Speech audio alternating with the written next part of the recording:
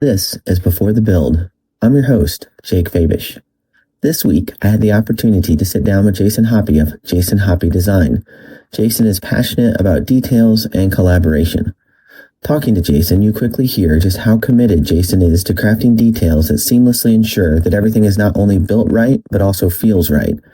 Coupled with that passion is an equal commitment to collaboration and building community. I originally met Jason through the small practice architecture group that Jason has helped organize and maintain over the past few years. Jason is approachable, honest, and committed to good design. Enjoy the show. To snow by us. Yeah. And then it's supposed to be, like 52, 57. So it's just, and then tomorrow's supposed to be 60. Yeah, somebody was saying that they discovered snow mold as a new threat. Apparently that's snow mold? Snow mold, yeah. They said that their kid was having an allergic reaction. They're trying to figure out what's going on, and they said that they discovered there's a thing called snow mold where the snow falls and then I guess the ground starts to warm up, but it doesn't have anywhere to go, so it just kind of incubates mold. Sure. And then their kid was having an allergic reaction to that. Oh, man. So, what unique problems are you working on this week? Life. Project-wise, just working through some details. I teamed up with Emily Cabrocki to help her on a house right now. So we're she's of course out of the country, and so I'm just trying to set some stuff up so when she comes back we can start kind of going through things. Mm-hmm. Are you on specific details right now, or what are you working on right now? Right now it's more she's taking her conceptual plans and kind of putting them into my version of CAD and just trying to, dress it up a bit. So she didn't have actual elevations on the plans. Okay. So she always starts off in SketchUp and then kind of works into the plans. Okay. And so I'm taking those SketchUp models and putting them into elevations, and I sent her some stuff, and she's like, all right, let's do this, let's tweak that. So kind of working through that. But of course, to do the elevations, I have to start doing some of the details, or at least trying to figure out some of the proportions and stuff like that. So working through that and just starting to sort of set up the sheets so that we can just keep the ball rolling. Yeah. Do you essentially have to start from scratch, or were you able to kind of drop in some of her work? She already had some stuff started. Okay. So she had floor plans, but she didn't really have elevations done, 2D elevations. She had SketchUp elevations. Okay. So I was taking those SketchUp elevations and her floor plans and tweaking it, because the SketchUp plans just, it looks good, it gets you there, it's maybe 60, 70% of the way, probably 70 to 80% really, and then it's, it's fine-tuning it. Right. So, the cornice detail, what does that true proportion need to be, and how does that interact with the windows? And, she drew in some windows on the second floor, which get a lot larger than probably what they should be. So it's playing around with some of those proportions and trying to get, that sort of solidified. But I've got, of course, a lot of questions that, I've sent her, and she's, she responded to some, but with her being out of country, she's over in Europe right now. A little distracted. No, it's just she doesn't have access to all of her stuff. So she can't go back to some of the original drawings that she had. She's just going off of memory. Yeah.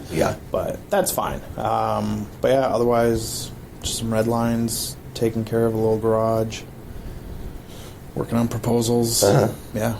In the kind of drawing process, what's your favorite part? Is it kind of like the early stage conceptual, or is it more like getting down into the cornice details and really bringing it to life? Details. You like that better? It to life, yeah. Yeah. And I think that's why, at least this first project with Emily, it's kind of started off really well, because she doesn't like to do the details, and I like getting into the details and putting it all together and kind of firming it up. So but I enjoy the conceptual.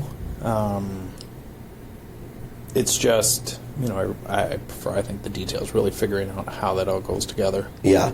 Do you feel like in your mind just kind of the resolution of taking taking something that's an idea, and then those details are where that idea comes together. Sort of. That's kind of what Yeah. what works. Well, and just, knowing that what you kind of, instead of going from like sort of general conceptual, you're really getting into the nitty gritty, which will then translate to what actually gets built. Right. So I like seeing that. Yeah. Or figuring it out, because there's times where you conceptually draw something and it looks good, but maybe things have to shift or adjust or do something that sort of screws with other things. So it messes proportions or changes how those connections are. Yeah. So it just kind of, I like figuring that out. I like the finality of it. Yeah. Seems like there's architects fall into two camps. There's like the conceptual, give me a blank canvas and I want to get to work on it. And then there's the ones that are like, how does the concept turn into the physical world? Yep. And that, and I think, there's, to that point, the conceptual side, they're not thinking about maybe as much of the details, whereas somebody that thinks more about the details maybe gets hung up a little bit more on the conceptual side because they're trying to figure out, and I feel like I do this all the time, or I catch myself doing this, where I end up spending a little more time on the conceptual side because I'm trying to figure out those finite details that don't really matter at this point. Yeah. But kind of in my mind, I need to figure out because that's what I like to do. Yeah. So sometimes it kind of, you have to go back and forth over between, okay, let's just focus on conceptual, we'll figure the details out later, versus getting into the weeds of trying to figure out those details. Yeah. Do you have little trigger points that you're like, I've been in concept too long, I got to get into details, or vice versa? Not necessarily, because I guess the way I look at it is if I'm figuring out some of the details now, those will translate most likely to later on. Yeah. So it's not all lost. It's just more when I look back at then how much time I spent and what my billing would be, I start pushing towards the upper end. So I have to kind of think back, like, okay, I probably spent a few extra hours doing these details. Okay, cut that out of the schematic design and place those into construction or design development buckets. So is most of your work right now, is it mostly kind of tying into as-built, or is it more new construction? It's probably more remodeling right now. Okay. I think that's probably 90% of what I do is the remodeling and additions and taking what's currently there and trying to add on or adjust it to what today's quality of life or, what we need. With your like kind of detail orientation, and Louisville's really diverse architectural styles, when you go to these as-builts, kind of what's your process for modernizing, but tying into existing, kind of how do you think through that? Using the main house sort of as your starting point, so it's sort of giving you the foundation, the blueprint in a way. And I mean that more from the standpoint of probably the proportions or the crown and sort of how rooms are laid out, or the age of the house is going to kind of dictate some of that. But then it's trying to take some of the more modern niceties and incorporating that into, what, say, an older home is. So trying to create space where maybe there isn't space. And that could just be opening up a wall and making it a larger, like a 12-foot cased opening, which kind of allows you to then maybe add a island to a kitchen that you probably couldn't do it before, but because you have that large cased opening, you kind of have a bit of a buffer zone between where in that opening, if chairs have to go back or people have to walk around, they can kind of go through the cased opening and back around. So you can kind of cheat a little bit with getting more space into the kitchen versus, having these solid walls that are, sort of limiting, where you could go.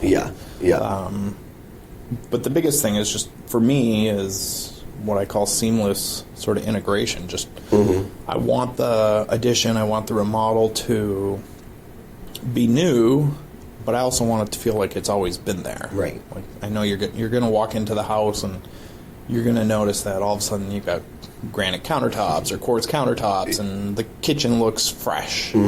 But yet it still ties in with the existing home. It doesn't look like you just went to Lowe's or Home Depot and bought the kitchen edition that was on sale this week or this month and just sort of plopped it onto your house. So it's not even just the inside, it's also looking at the outside and how that ties in. And taking the moldings and trim and details and implementing that into that addition. Yeah. And I feel like so much of what makes kind of the more classical architecture, the classical architecture, is the trim details. Right. Do you have like some favorite resource documents that you use to, as you're kind of thinking through, what am I going to use here? Yeah. So there's a book, of course I can't remember the author's name, but it's called, I think it's called Getting Your House Right. Yeah. I know she's got a couple versions out, but she spent a lot of time kind of going through, you know, the classical details and just proportions, and kind of what I like about the book is it shows you what a lot of people, how a lot of houses are that are designed today without the knowledge, you know, or the know-how of proportions and how things kind of all relate and work together.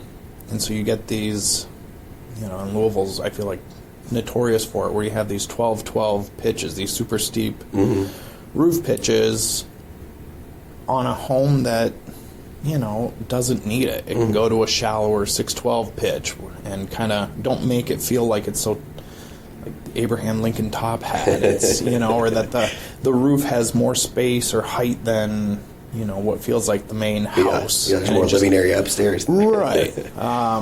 You know, so she talks about that and just, you know, those sort of proportions and details, classic details, with some sort of modernized, you know, we can't always trim out things in a specific way, whether it's due to cost or the knowledge of the carpenter or whatever. Right. So here's some alternate sort of,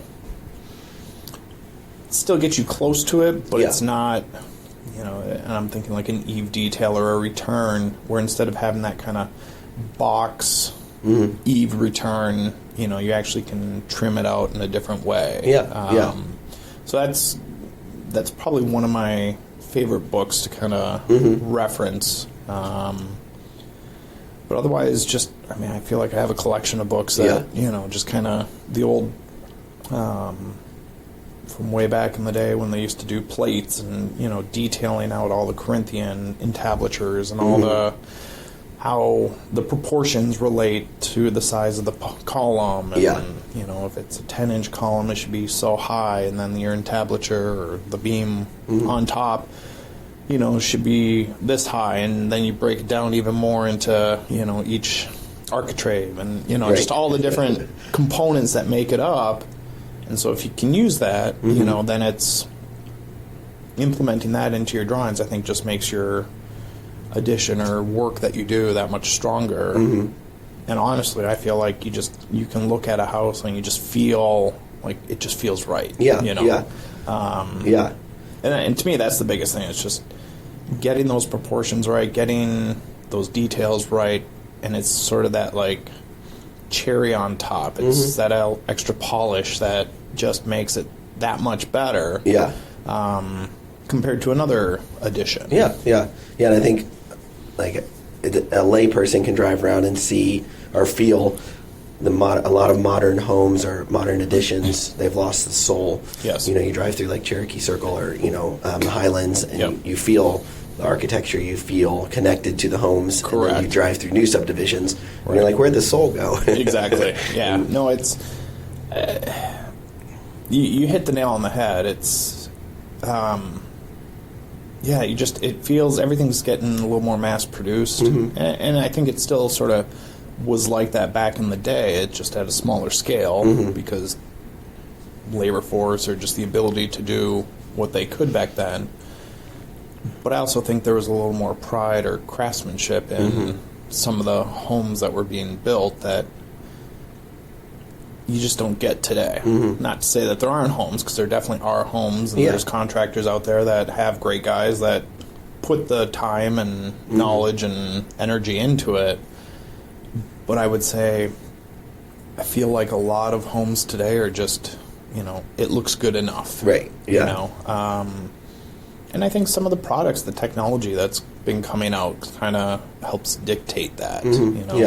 Being able to have a thin veneer stone that you can just sort of, as I call them, licking sticks, just kind of to slap up like tile on your home, where you don't have to get a mason out there, but you sort of get the look of a brick home or a stone home, but you lose some of the details of, you don't have that 3 or 4 inch depth of stone to create those shadow lines and give it some thickness. It's all sort of flat and homogeneous. Right. Yeah.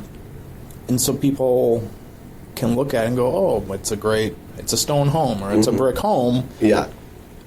Sure, it technically has slivers of brick or slivers of stone, but it's not a true brick home. It's not a true masonry home. So it's just allowed people to be able to kind of either save money, allow them to then get a bigger home,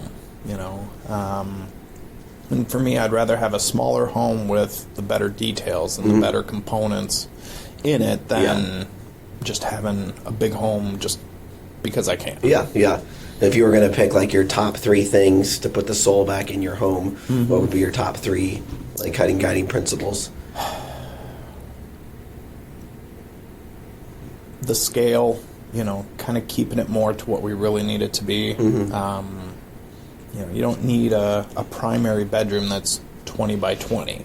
You can have a 14 by 16 or 12 by 14. You can get a little smaller. Yeah.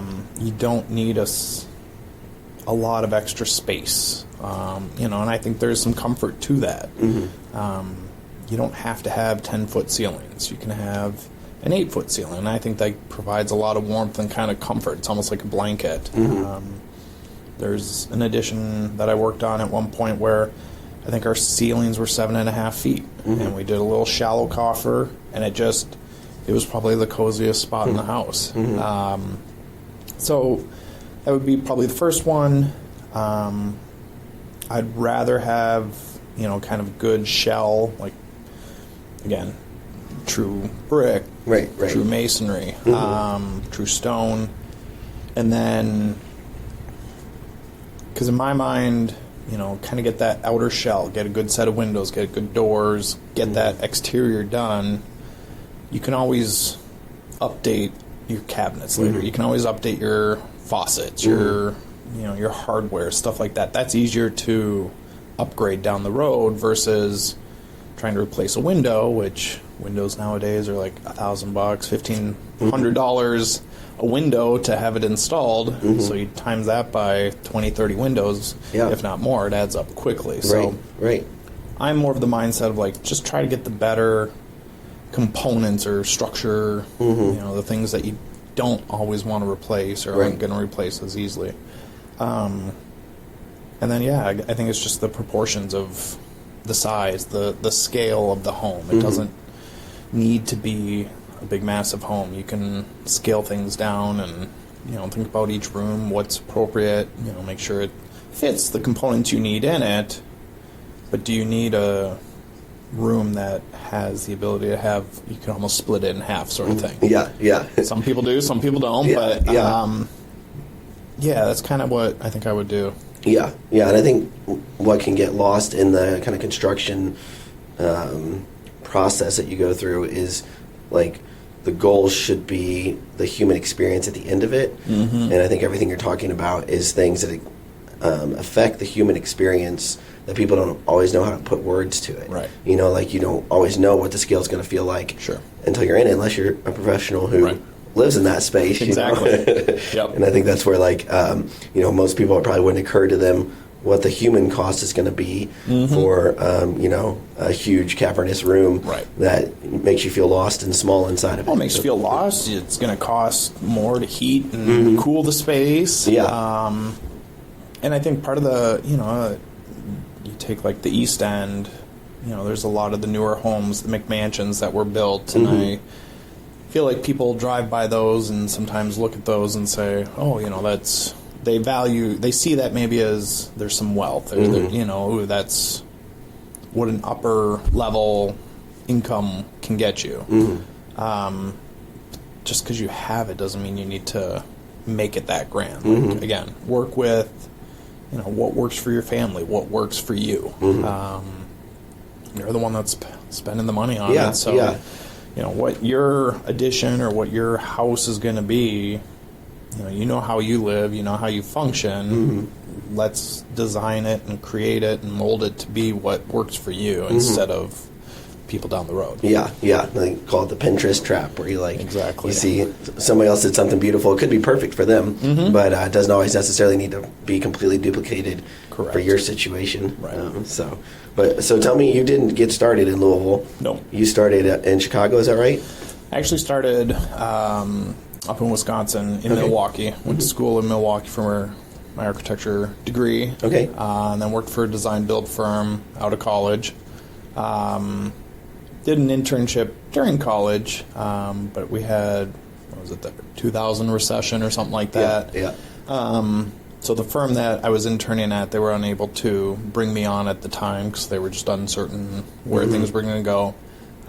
So I ended up having a friend that worked for a residential design build firm, and he got me a job there, which was great. Because for the first, I think, 6 or 9 months, the owner basically put me out in the field. So not great when you have to go out and buy all these, tools and whatnot, and you're the poor college kid. Yeah.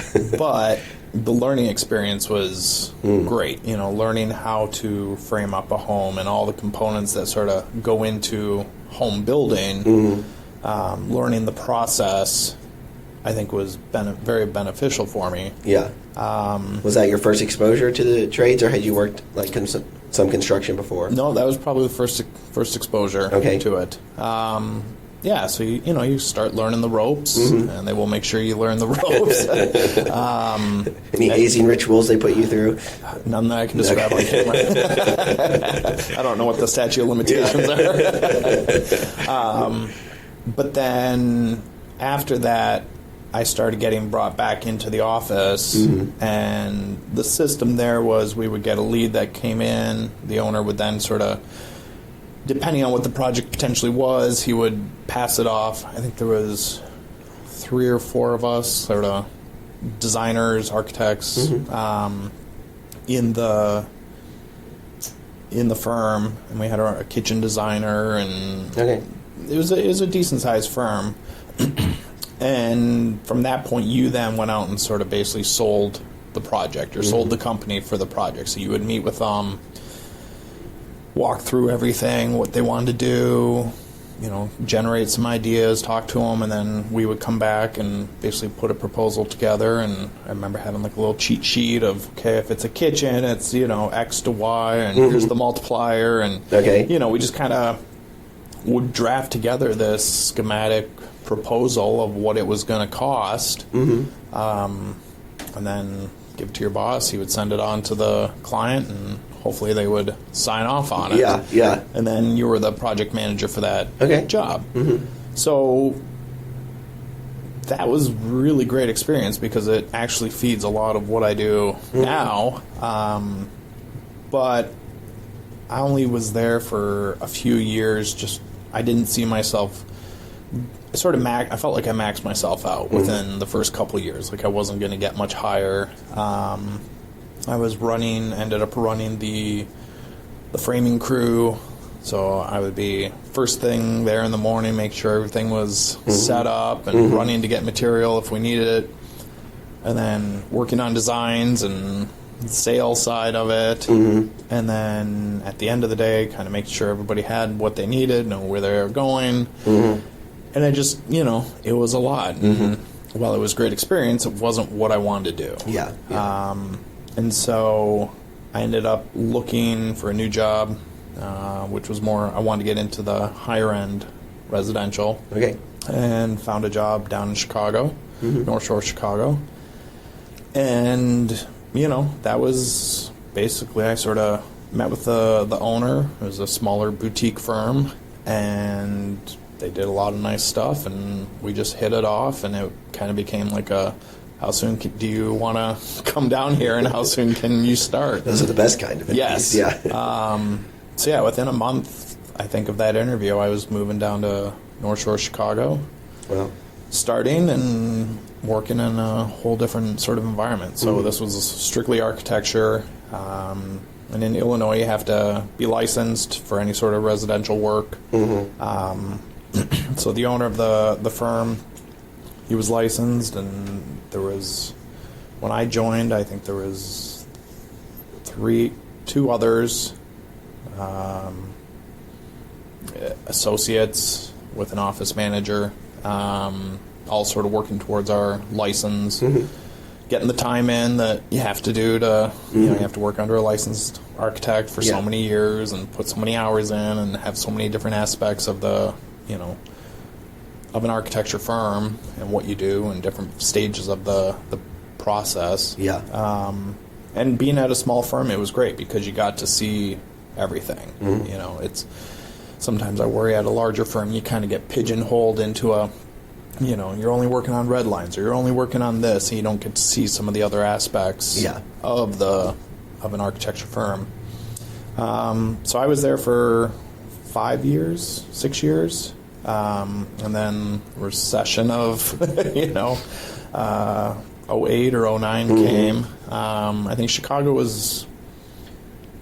had a little bit of a buffer, at least our area, for a little bit. Yeah. It didn't hit us as hard in the beginning like you would hear others around the country. And we were sort of hopeful that maybe we could weather the storm, but unfortunately come 09, 2010, boss had to make a decision. I've got to start cutting some fat or losing some weight around that. Yeah. So he let me and another person go, and he was like, it's nothing, there's no rank, it's just I'm looking at the last two people I hired, and that you and the other guy are the last two that I hired, and I got to let you go. And so at that time, I had just gotten married, and my wife had family down here in Louisville. Okay. Yeah. Her dad is a builder, and so, sort of broke the news to him, and, he's like, well, I've got some work I could have you help me on. And so I got laid off on a Friday, and I drove down to Louisville on Sunday. Wow. And Did he miss a beat? No. I mean, it was, there was really no time to, cry or have any, emotion. Yeah. And just so I started working on, it was a house on 3rd Street, an old, kind of down in historic Louisville. It was a full house remodel. And, Okay. So we started, I started working on that and doing some stuff and living in his house. And, my wife and I had always said, I could see one day sort of moving to Louisville. It's, standard of living is a lot cheaper than it is in Chicago. And if we ever want to start a family, we've got family close by. That'll be great. Yeah. And so we sort of saw it more as maybe a sign to, maybe this is where we're supposed to go. Yeah. And so a month or two later, we made the decision that, okay, we're going to move to Louisville and establish ourselves there. And she was able to get her work to get licenses and all the things she needed to do to work remotely and be able to work in Kentucky. Okay. While being the kind of headquartered in Chicago. Okay. What'd she do? At the time, it was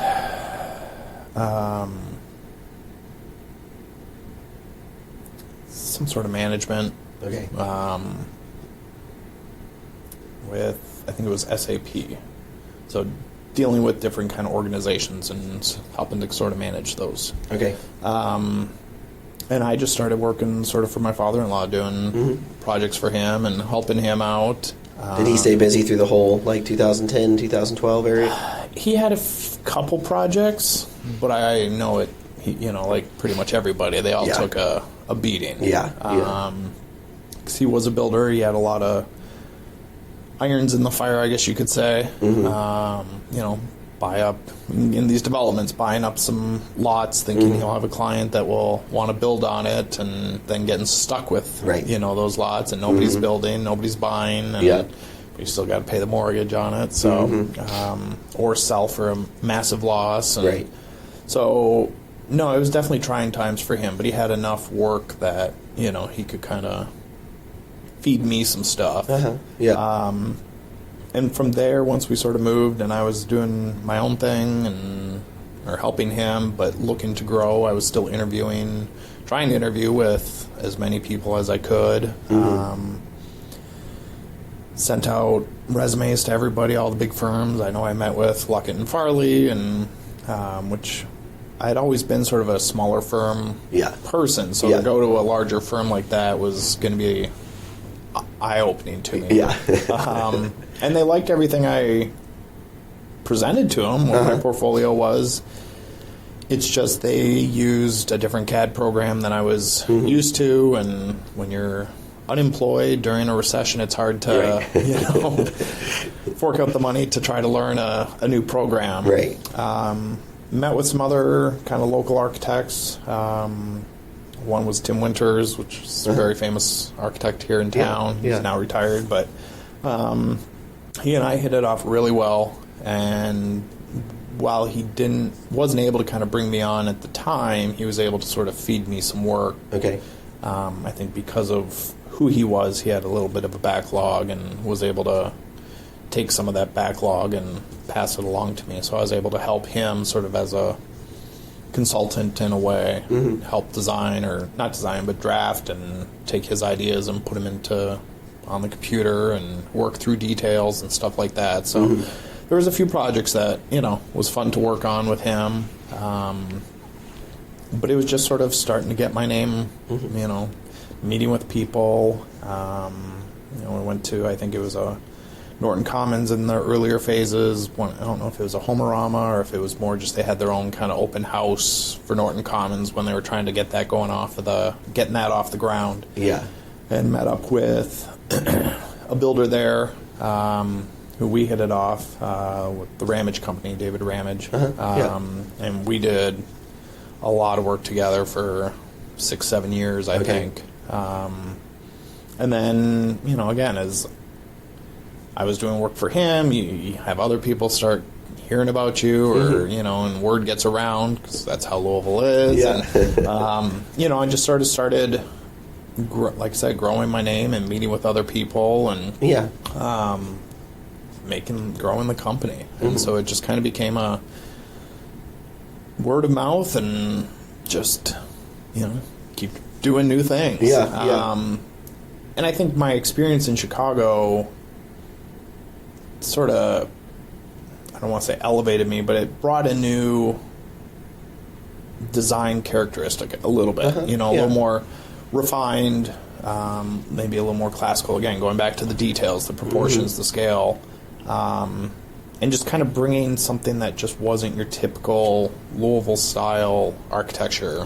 And so I think that sort of helped me and, in some of the projects that I worked on, bring just a different perspective. And I think with, the internet, with house.com and Pinterest and now Instagram and all this, it's just everybody is getting to see more of what's out there.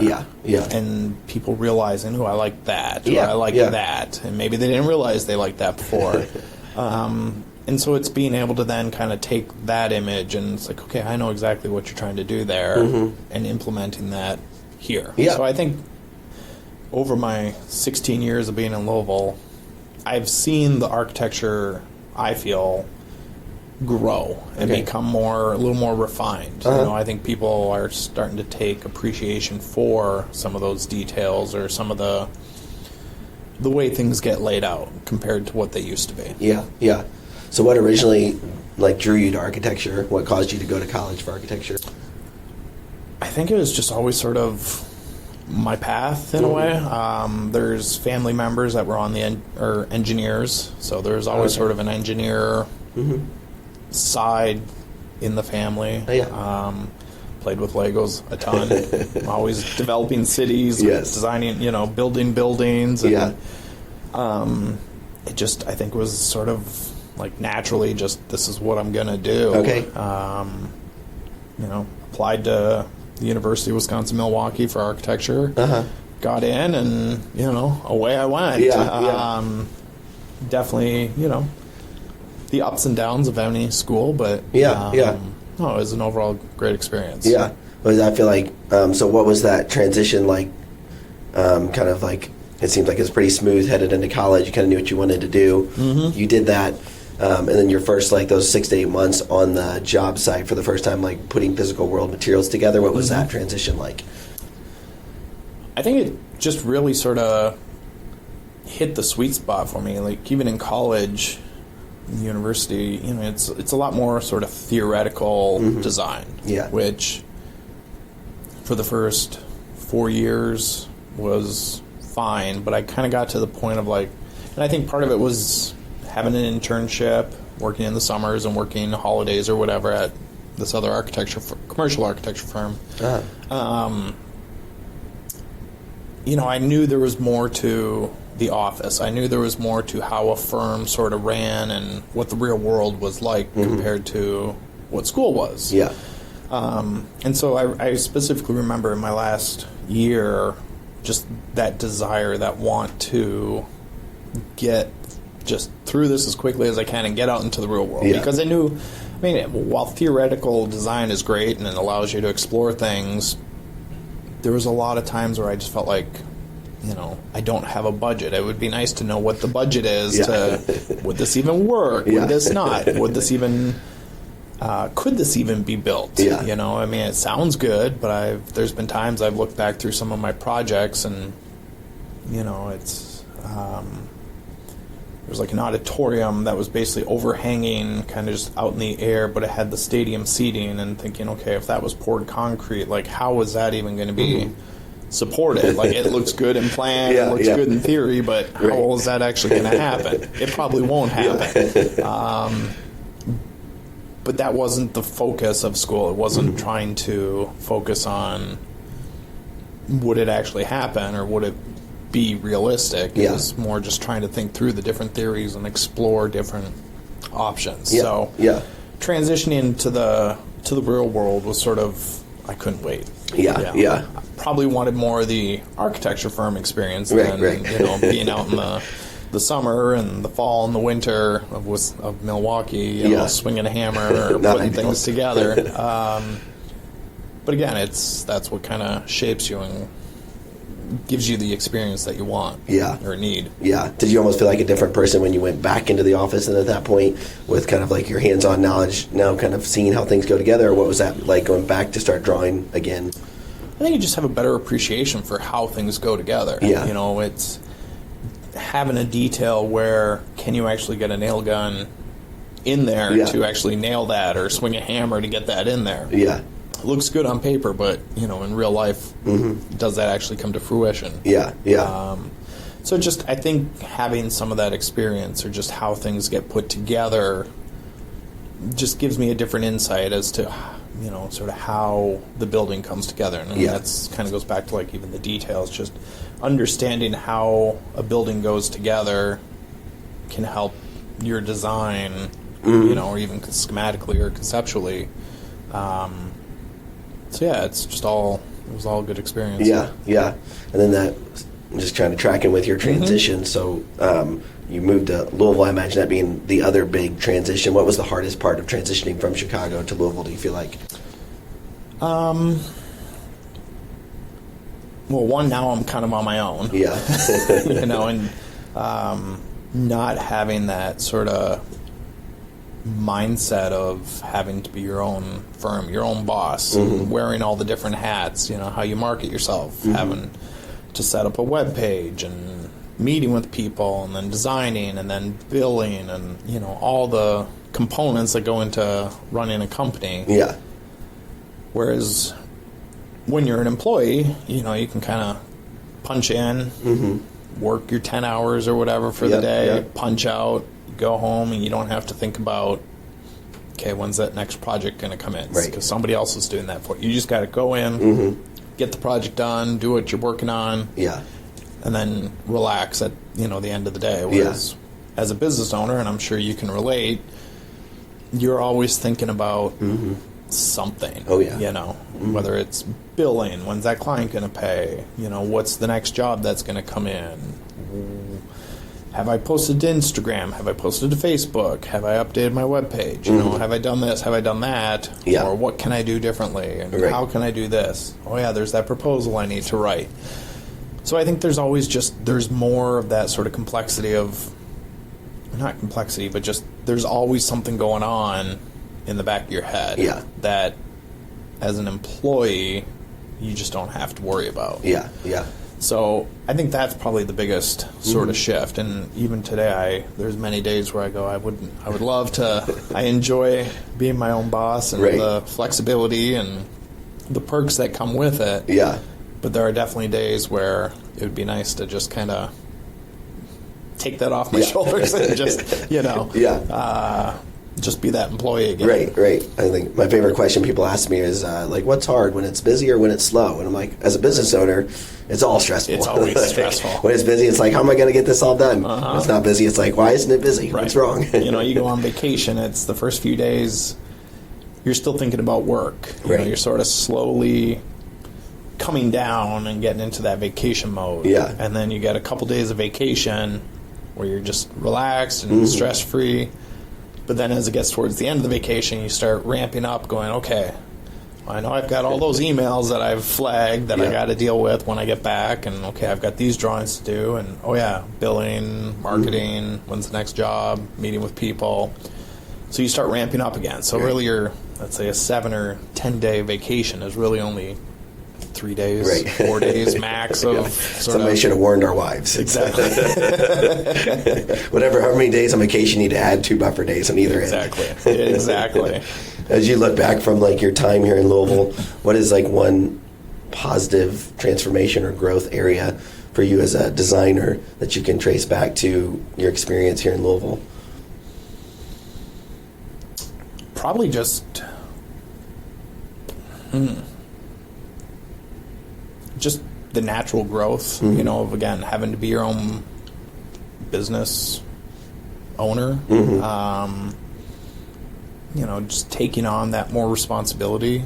But then, you know, interjecting the things that you've learned and as you've grown and what you like to do. Yeah, I love doing more traditional architecture, so being able to implement more of those traditional details into the projects, and then, you know, having them come to fruition, and just seeing your work and being like, yeah, that looks great. You know, that looks good. It could have been a lot simpler, could have been dumbed down or dulled down, but having some of these details or working through some of that, just, again, it's that just polishes it just a little bit more. I think it can be so rewarding because of my experience, either out of enthusiasm or budget constraints or whatever, people can be almost like antagonistic against taking time in the details.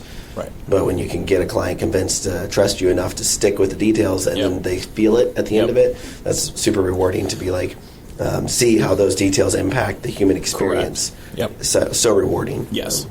No, having, you know, and always the feedback from clients where they're, you know, we love this spot, we love sitting, you know, here, and, you know, we see this, or the views, or capturing this, you know, line of sight out to a certain thing that we had talked about early on in the project.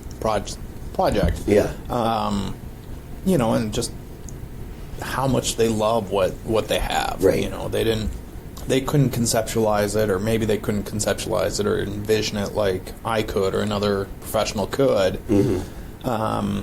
And so in my mind, it's like, oh yeah, I always knew that, you know, this is what it was going to be. And I've had clients ask me that, like, is this what you imagined it would be? And it's like, yeah. This is exactly what I thought it was going to be like. And they're like, oh yeah, I just never thought it would be like this. And you're like, even with all the drawings that I showed you. And I was like, what could I have said? Right, and that's fine. But that's sort of the fun part of it is seeing their reaction, seeing their excitement. Yeah. And how it changes their lives or how it betters their lives. Yeah, and I think there's just so much that we take for granted. It's almost like the impact body language has on communication and the difference of a text message versus a one-to-one conversation where you can pick up on cues. And I think our homes are that way, where, like there's the message, but then there's all the context that goes into it. And it's really the context that gives it soul, like it's really the context that gives it meaning. And so I think that's where having that design in place is so beneficial to the eventual experience of the space, and so important. So right now in 2026 for your firm, who is your ideal client? It's tough because everyone is unique. Even the clients that you could say you get along well with and you have great rapport and you build a friendship off of, those are just as great as sometimes the ones that frustrate you and infuriate you.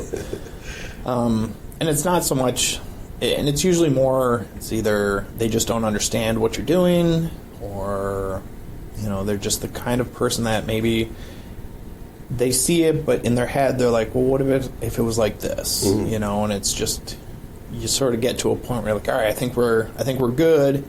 And it becomes I didn't realize it was going to be like this. Well, what if we did it more like this? And you're like, okay, well, that's going to change all the details we just worked on, but okay. But those clients sort of challenge you.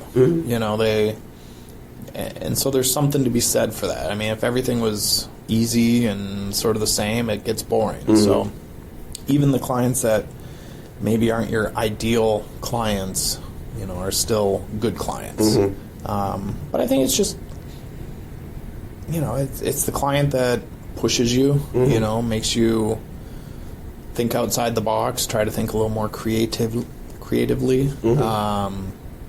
Sometimes it's that small space, having a smaller home, like, a lot of the homes in St. Matthews, these Cape Cods that you're trying to expand the kitchen or do something differently and trying to come up with different ways to sneak a cabinet in or create a closet in a spot that maybe they didn't think of, or maybe it's a wine closet or something. Like, we could put it under the stairs. Okay, well, let's come up with a creative way to make it function but also look good. Oh, and by the way, let's keep it within a specific budget. It's always going to come back to that. Yes. The budget is always, but again, even the budget is, a client that has $1 million for a renovation versus a client that has a couple hundred or 150. It's trying to find the ways that make you think outside the box. Come up with something a little different that, the contractor may not have done. But it allows the client to get what they want. It's a little different, but it's still win-win. What is, like, right now for you where you're currently at with your firm, what is your perfect project right now? Like, what's your ideal project? Ooh, tough question. Because, again, every project is sort of different. I mean, I could say, a brand new home, and, I think back to a client that we just finished their home, and they were a repeat client, and this was sort of their dream, sort of retirement home, and kind of being able to work with them and knowing we have a good rapport, and they came back to me for a specific reason, and being able to get everything that they want, from their old home or what they think they want, into this new home, and making it all fit and trying to get it within a budget that hopefully would work. But then again, I love the challenge of an addition or a remodel where, as I said earlier, like, you have these older homes that you sort of have a blueprint of, okay, this is the feel, this is the vibe, the soul of the house. I want to add on to it, but I don't want to take that soul or that feeling about the home. So again, that seamless integration of the kitchen addition or the dining room or the family room addition. Yeah, we know it's new, but can it be designed in a way that it still ties back into the existing home? Yeah. And so what challenges are there with that? Yeah. And to me, sometimes that's more fun to have to work with some of those challenges and limitations. Because back in the day, you could have floor joists that are 2x8s or 2x10s. Maybe not 2x8s, but 2x10s. You have rafters that are 2x4s. Right. But today we have to use 2x8s. Right. Maybe a 2x6, depending on what you're doing. But so trying to get some of those details to line up, or if you're extending the house, how do you make it so a 2x4 that's only 3.5 inches deep for a rafter? Yeah. And now you have a 7.25 deep rafter. Right. Like, how do you make that all align and still work with the existing home? Yeah. So to me, can be just as probably maybe a little more fun or challenging and then rewarding when you get it to work, compared to a new home where you kind of have a clean slate and you can kind of do whatever. So sometimes it just depends on the week, the month of how am I feeling. But it's there is no ideal client because everyone brings their own sort of unique character, personality, and then wants to the project. Yeah. And because each one is different, each client is their own sort of unique ideal client. Yeah. Now, before we wrap up today, I wanted to make sure to talk about the spa group. That's how I met you. Yep. So tell me about how you started the spa group, what the inspiration for it was. So I didn't actually start it. I think it might have been Steve Gravett we've had on. I think he may have started it. And honestly, I don't even remember how I got into the group. Okay. And that actually started before the COVID kind of pandemic. Okay. And so once a month we would all get together, kind of find a neutral landing spot and have lunch on a Friday and just sort of talk about what we were working on. Or, maybe there was a project that kind of came across our desk that either we're too busy or it's not an ideal fit, and so, hey, would anybody else be interested? We would have, I specifically remember, like, Steve, I think, was working on his bathroom at one point. He was remodeling it. And, I think the way for LED can lights or lights had come out, and just, we were all kind of exploring it because here was, kind of product in hand and talking about the pros and cons. And since he was, I think, doing some of the work himself, kind of talking to him and getting his feedback on stuff. But then it was also just an ability for everybody to kind of, lunch and learns, just get a bigger group together and learn about different products. So I always enjoyed that. It forced me to get out of the office and interact, because when you're by yourself, it's kind of, you just put the blinders on and go. And so then COVID happened, and of course everybody kind of kept to themselves, of course. Right. And over the course of 3-4 years and not really doing it and kind of realizing how much I missed that,